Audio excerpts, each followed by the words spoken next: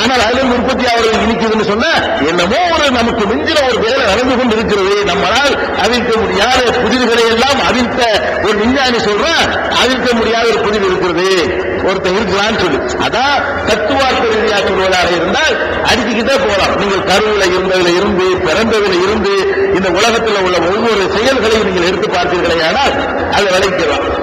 அடுத்தது வரலாற்று ரீதியாக அவர் சொல்ல முடியுமான்னு கேட்கிறார். கடவுளை வரலாற்று ரீதியா சொல்லவே ஏறாது. ஏன்னா வரலாற்று ரீதியால இருந்தா செத்தான்னா வரலாறு என்ன கேட்டா ஏதாவது வருஷத்துல பிறந்திருப்பான், ஏதாவது வருஷம் செத்து இருப்பான். கடவுள் அவன் பிறக்கவும் இல்லை, எப்பவும் அவன் சாகவும் இல்லைன்னு அவனுக்கு வரலாறு கிடையாது. வரலாறு யாரும் சொல்ல முடியும்? அவரு கிமு 3400 இருந்தார் கடவுள், 3427 செத்து போயிட்டாங்க தான் வரலாறு. அப்படிப்பட்டவன் அவன் கடவுளாக இருக்கிறது தகுதி இல்லை. வரலாறு இருந்தால் அவனுக்கு பேர் கடவுள் கிடையாது. வரலாறு இருந்தால் அவனுக்கு மனுஷன். யாரெல்லாம் வரலாற்றுக்குள்ள அடங்கி வருகிறார்களோ அவர்கள் யாரா இருந்தாலும் அவர்கள் மனிதரா இருப்பானே அல்ல வேற படைப்பா இருப்பாங்களே தவிர கண்டிப்பா கடவுளா இருக்க முடியாது. வரலாற்று ரீதியாக சொல்ல முடியாது.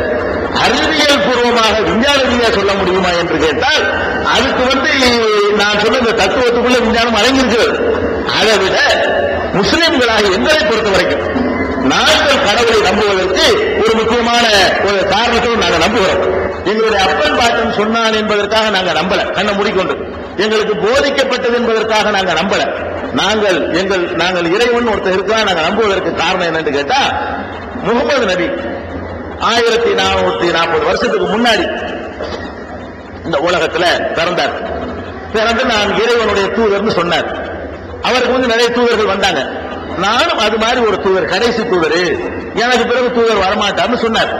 அந்த முகமது நபி சில வாசகங்களை சொல்லி இந்த செய்திகள் எனக்கு இறைவனிடமிருந்து வந்தது அப்படின்னு சொன்னார்.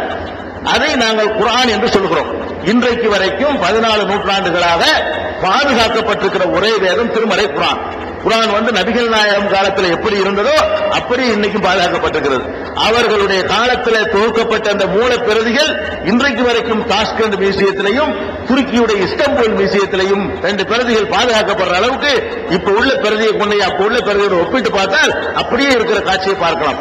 இந்த குர்ஆன்ங்கிற வேதத்தை, இந்த வார்த்தையை முகமது நபி இது எனக்கு கடவுள் தேர்ந்து வந்துச்சு அப்படின்னு சொன்னார்.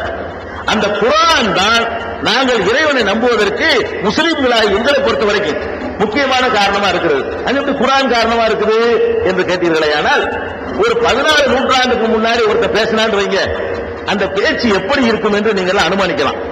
14 நூற்றாண்டுக்கு முந்தி பேசுறோம், எப்படி பேசுவான்? அந்த நூற்றாண்டில் எந்த மாதிரி மக்களுக்கு அறிவு இருந்ததோ, சிந்தனை இருந்ததோ, அவர்கள் இந்த வானத்தை பற்றி, பூமியை பற்றி, சூரியனை பற்றி, சந்திரனை பற்றி எப்படி கருத்து கொண்டிருந்தார்களோ அதன் அடிப்படையில் தான் 14 நூற்றாண்டுக்கு முந்தி வாழ்ந்த ஒரு மனிதன் பேச முடியும். முகமது நபியுடைய காலத்தில் பூமி உருண்டை என்று கண்டுபிடிக்கப்படவில்லை. கலிலேயோ சொல்லும் போதே ஒத்துக்கிற மாட்டேன்ட்டாங்க. நபிகள் நாயகத்துக்கு பிந்தினவன் கலிலேயோ, அவன் சொல்லும் பொழுதே உலகம் ஒத்துக்கிறது தயாராக அவனை போட்டு பலகாபாடு படிச்சு விட்டாங்க. நபிகள் நாயகம் அதுக்கு முந்தினவர். பூமி உருண்டைங்கிற கண்டுபிடிப்பு கிடையாது. பூமி சுழலுது, யார் சுழலுதா, சுழந்த தூக்கி எரிஞ்சிருமாடான்னு கேட்பாங்க. அப்படிப்பட்ட ஒரு காலம். அந்த காலத்துல முகமது நபி கடவுள் வார்த்தை என்று சொன்னார் இல்லையா குர்ஆன், அதுல இருக்கிறது பூமி சுழல்கிறது. பூமி மாத்திரம் சுழலவில்லை, பூமி 1400 வருஷத்துக்கு முந்தின ஒரு புஸ்தகம். பூமி, சூரியன், சுக்கிரன், செவ்வாய், வியாழன் எல்லாம் சுழல்கிறது சொன்னதாக 1400 வருஷத்துக்கு முந்தி சொன்ன நூலில் காட்ட முடியாது.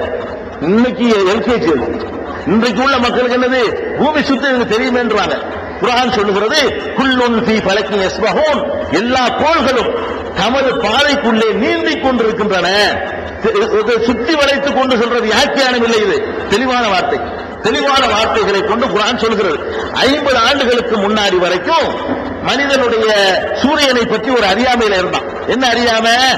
சூரியன் அப்படி இருக்கிற ஒரு இடத்துல சூரியனை பூமி சுத்தி வருதுன்னு நினைச்சான்.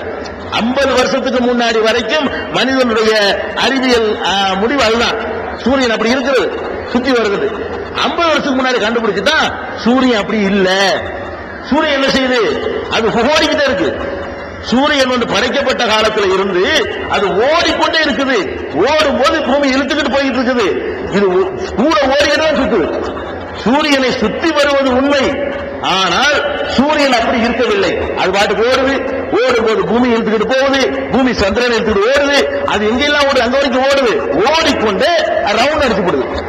ஓடிக்கொண்டால் ரவுண்ட் அடிக்கிறதே தவிர சூரியன் அதே இடத்தில் இருக்கவில்லை என்று சொல்லி அந்த புதிரையும் விடுவித்தார்கள் விஞ்ஞானிகள் 50 வருஷத்துக்கு முன்னாடி. குர்ஆன் சொல்லுகிறது வஷ்ஷம்சு தஜ்ரி, சூரியன் ஓடுகின்றது. தெளிவான சம்சுனா சூரியன், தஜ்ரினா ஓடுகிறது.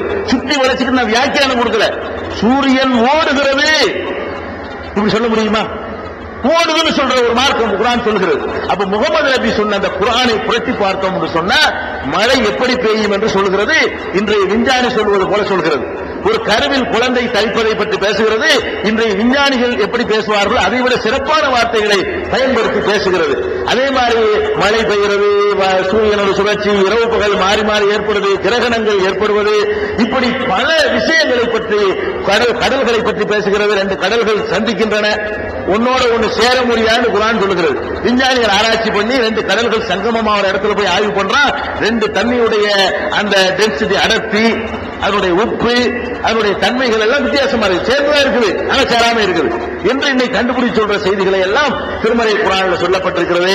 அந்த குர்ஆனை நாம் வாசித்து பார்க்கிற நேரத்தில் இது மனுஷன் சொன்னது இல்லை. 14 நூற்றாண்டுக்கு முந்தைய மனுஷன் சொன்னது கிடையாது. 50 வருஷத்துக்கு முந்தி சொன்ன அரசியல் சட்டத்தையே 50 வரைக்கும் மேல திருத்தி விட்டோம். நம்ம பெரிய பெரிய அறிஞர்கள் எல்லாம் கூடி செஞ்சாங்க. 14 நூற்றுக்கு முன்னாடி சொன்ன ஒரு மனிதர் சொன்ன அந்த வார்த்தைகள் விஞ்ஞானத்தில் இது பொய்யை நிரூபிக்கப்பட்டு சொல்ல முடியல. ஒரு வசனத்தை காட்டி இது அறிவியலுக்கு சூட்டாவாது, இது பொருந்தான்னு சொல்ல முடியாது. வள்ளுவர் பொதுமறைதான் நம்ம சொல்றோம், அதனுடைய தமிழுக்காக மதிக்கிறோம், அதுல சொல்ல முடியும்ல. வள்ளுவருடைய திருக்குறள் எடுத்துக்கிட்டா கூட கண்டது மண்ணும் ஒரு நாள் அலர் மண்ணும் திங்களை பாம்பு கொண்டுட்டு இருக்கிறார். சந்திர கிரகணம் ஏற்படுவதற்கு அவர் காரணமா சொல்றாரு, சந்திரனை பாம்பு முழுங்குறாரு, திங்களை பாம்பு கொண்டுட்டு இருக்கிறார். திங்களை பாம்பு சாப்பிடுறதுனாலதான் சந்திர கிரகணம் வருதுங்கிற அந்த காலத்து நம்பிக்கையை தான் அவரால் பிரதிபலிக்க முடிஞ்சே தவிர இன்றைய அறிவியல் சோதனையில் நிற்குமான டெஸ்டுக்கு நிற்காது. திருமறை குர்ஆன்ல ஒரு வசனத்தை காட்டி இந்த வசனம் இன்னைக்கு 20ஆம் நூற்றாண்டுல பொய்யாக்கப்பட்டிருக்குன்னு சொல்ல முடியுமான்னா சொல்ல முடியாது. 14 நூற்றாண்டு காலம் உருண்டோடிய பிறகும் கூட பல விஷயங்கள் கண்டுபிடிக்கப்பட்ட பிறகும் கூட முகமது நபி எதை கடவுள் வார்த்தை என்று சொன்னாரோ அதில் எந்த ஒரு சட்டத்தையோ கொள்கையோ கோட்பாட்டையோ அது சொன்ன அறிவியல் முன்னறிவிப்புகளையோ மாற்ற வேண்டும் என்று சொல்கிற அளவுக்கு அமையவில்லை. இந்த நம்பிக்கை என்றால் நபிகள் நாயகமே சொன்னார்கள், ஒவ்வொரு இறைச்செய்வரும் அற்புதங்களோடு அனுப்பப்பட்டார்கள், எனக்கு தரப்பட்ட அற்புதம் திருமறை குர்ஆன் என்று சொன்னார்கள். அந்த குர்ஆன் தான் எங்களுக்குள்ள அற்புதம்.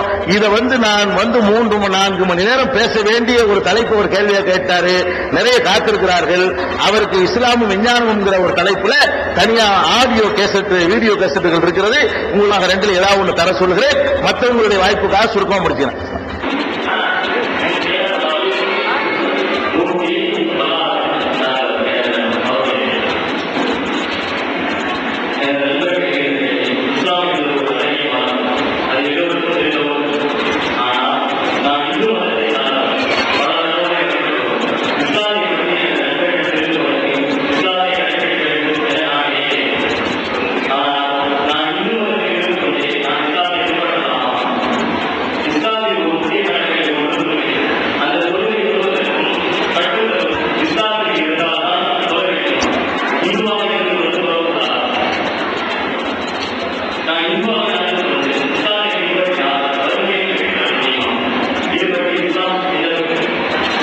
அதாவது சகோதரர் மூர்த்தி அவர்கள் என்ன கேட்கிறாங்கன்னு கேட்டா, நான் இந்துவா இருந்து கொண்டே தொழுகலாமா, இந்துவா இருந்து கொண்டே இஸ்லாத்தை கடைபிடிக்கலாமா, அப்படி இருந்தால் வெற்றி வரலாமான்னு கேட்கிறார்.